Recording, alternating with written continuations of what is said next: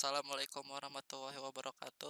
Perkenalkan, nama saya Muhammad Fatul Ihsan dari kelas 11 TKJB asal sekolah SMK Negeri 2 Banjarmasin. Di sini saya akan memberikan presentasi materi tentang komunikasi audio.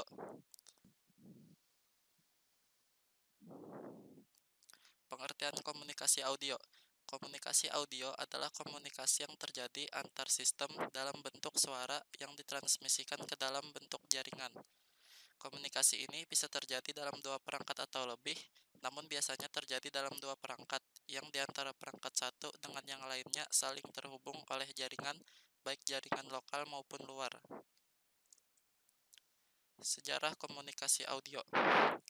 Jauh sebelum ditemukannya teknologi visual, manusia lebih akrab menggunakan media audio atau pendengaran.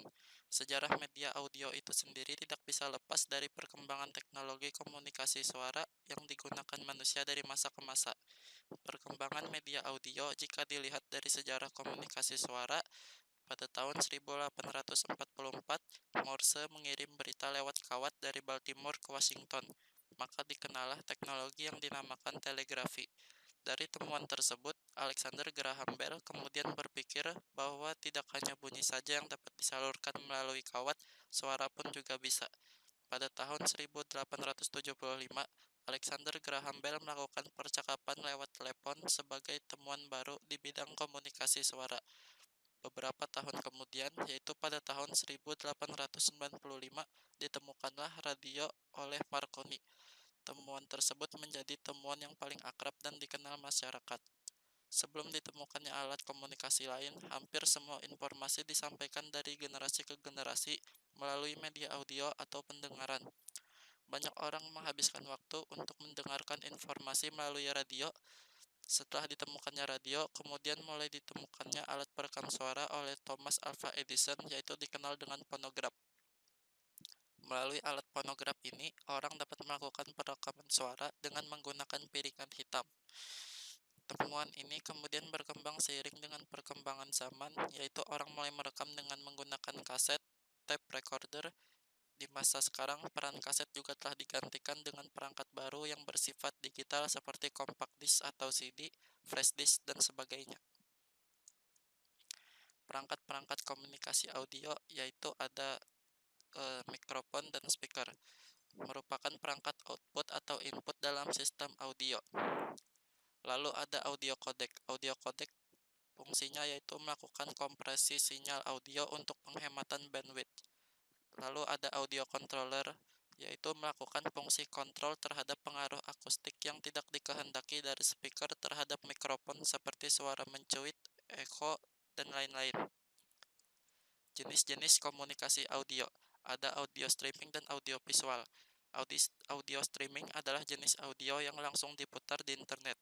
Hal itu tentu berbeda dengan yang di-download atau disimpan terlebih dahulu lalu diputar.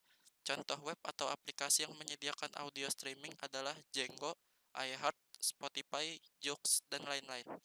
Lalu ada audio visual. Audio visual adalah perangkat sound system yang dilengkapi dengan penampilan gambar. Biasanya digunakan untuk presentasi, home theater, dan lain-lain. Lalu ada audio response. Audio response adalah suara yang dihasilkan oleh sistem, baik itu komputer maupun perangkat lainnya.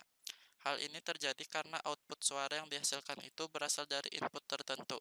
Misalnya ketika memencet tombol panggilan di HP, pasti akan terdengar suara tut dan lain-lain. Lalu ada audio oscillator. Audio oscillator adalah produk dari perusahaan Hewlett-Packard.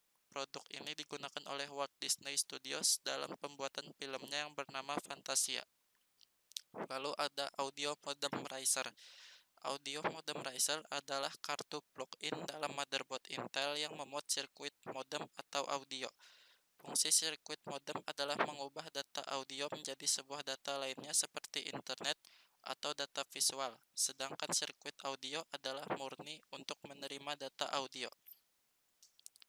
Jenis-jenis format komunikasi audio, MP3 atau MPEG. MP3 atau MPG adalah format audio yang paling populer pada saat ini. Format ini menggunakan algoritma audio lossy compression yang dapat mengurangi ukuran file. MP3 dikembangkan di Germany Fraunhofer Institute dan berbasis format MPEG. Lalu ada AIFF, adalah format file yang tidak dikompres yang dikembangkan oleh Apple pada Macintosh dan platform Unix. Lalu ada WAV atau Windows Audio Visual, adalah standar audio yang dikembangkan oleh Microsoft dan IBM. WAV adalah format utama untuk menyimpan data audio pada Windows dan menggunakan metode yang sama dengan AIFF untuk menyimpan data. WAV menggunakan teknik False Code Modulation atau VCM yang tidak dikompres. Lalu ada AAC atau Advanced Audio Codec, adalah sistem lossy compression untuk file audio yang dikembangkan oleh Motion Picture Expert Group untuk menggantikan MP3 yang mempunyai kelebihan yaitu kompresi lebih efisien dan kualitas audio yang lebih baik dan mendukung audio multi-channel. Lalu ada OGG dan OGG Vorbis, adalah format multimedia gratis yang dirancang untuk streaming dan penyimpanan yang sangat efisien. OGG dikembangkan oleh Shift.org Foundation. Begitu juga OGG Vorbis yang merupakan kodek audio gratis. Lalu ada WMA atau Windows Media Audio, adalah kodek untuk lossy compression yang dikembangkan oleh Microsoft untuk menyaingi MP3. Akan tetapi sementara ini Microsoft memposisikan WMA untuk bersaing dengan AAC. WMA juga menggunakan sistem Digital Rights Management seperti AAC untuk proteksi penggandaan dan membatasi pemutaran pada PC atau perangkat tertentu. Yang terakhir ada Real Audio. Real Audio adalah kodek audio yang dikembangkan oleh Real Networks pada tahun 1995. Kodek ini awalnya hanya digunakan untuk transmisi bandwidth yang rendah. Real Audio banyak digunakan oleh stasiun radio untuk streaming program-program via internet secara real-time. Lalu ada contoh komunikasi dalam dunia nyata, yaitu telepon dan radio. Telepon adalah sebuah alat yang dimana harus terdapat dua perangkat agar komunikasi dapat berjalan. Telepon menggunakan sinyal gelombang radio yang diubah ke data audio. Lalu ada radio. Radio jika telepon membutuhkan dua perangkat agar terhubung, maka radio cukup satu, karena radio hanya bisa bertindak sebagai klien atau penerima data, dan tidak bisa menjadi server atau pengirim data. Untuk server sendiri membutuhkan alat khusus yang membuat frekuensi audio agar bisa memancarkan sinyal radio dan dapat diterima oleh radio. Yang terakhir yaitu alur kerja komunikasi audio dari input sampai output.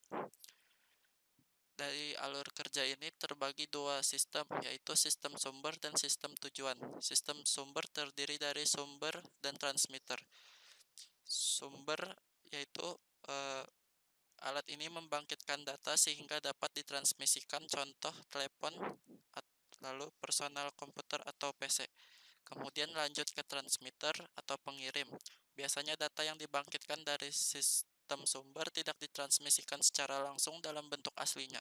Sebuah transmitter cukup memindah dan menandai informasi dengan cara yang sama seperti sinyal-sinyal elektromagnetik yang dapat ditransmisikan melewati beberapa sistem transmisi berurutan.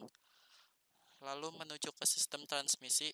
Sistem transmisi berupa jalur transmisi tunggal atau single transmission, atau jaringan kompleks atau complex network yang menghubungkan antara sumber dengan tujuan.